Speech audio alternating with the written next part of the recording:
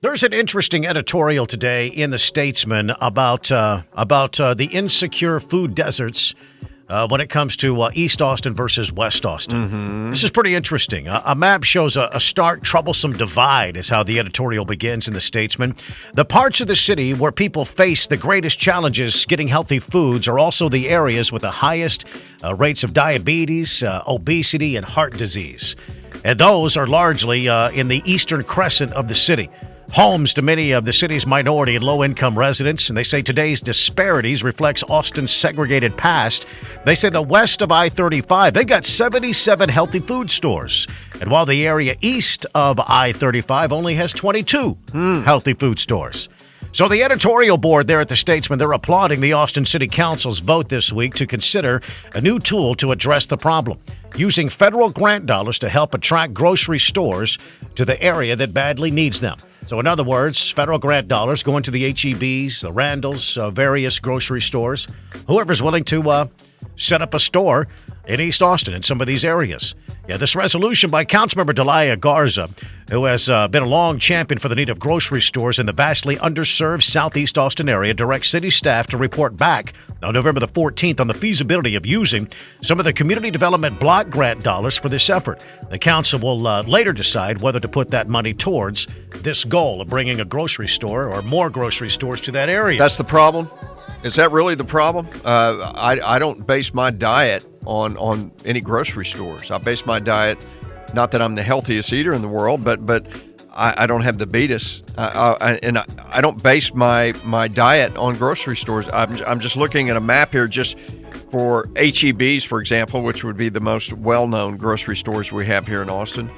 There are 5 of those, it looks like 6 of those alone in East Austin. Those are very big stores. They sell everything you need that would be considered healthy as far as produce and all that. They're not going to let this just be based on personal choice. Austin already uses grant dollars, according to the editorial board of the Statesman, for things like home repairs, child care, rental assistance, fixing people, existing in homelessness. But additional uses are possible. In fact, Houston has put a slice of its grant funds towards paying for land, construction, and equipment to help 3 grocery stores open up in underserved neighborhoods. Here's what the editorial board at the Statesman says. 1 in 7 Travis County residents is food insecure, meaning they don't have reliable access to quality food. They say there are several barriers: the lack of a nearby grocery store, lack of transportation, lack of fresh meats and produce, where they shop. A lack of money to afford those goods. It may make it harder for some Austinites to thrive. And they go on to say the studies show healthier meals are connected to higher test scores for students and improved concentration and productivity for adults. Well, maybe I don't have perspective on this because, the fact is I've grown up with always having a very good grocery store, actually a choice of 2 or 3 right around the corner. That's always been my existence. So it's kind of hard for me to maybe relate, but I can't blame bad nutrition choices, the fact that people aren't getting to the right grocery stores. There are a lot of grocery stores east of 35. Now, the city's Economic Development Department is working with a consultant to pinpoint the underserved areas and recommend the size and the format of the stores that could meet that need. And when it's time for the next step, recruiting grocery stores in this area, the city is more likely to succeed if it can offer some kind of support. In other words, they'll reach out to the H-E-Bs and other grocery chains out there saying, hey, we'll give you some land. We'll help you do this. We'll waive this to help build a grocery store in a specific neighborhood.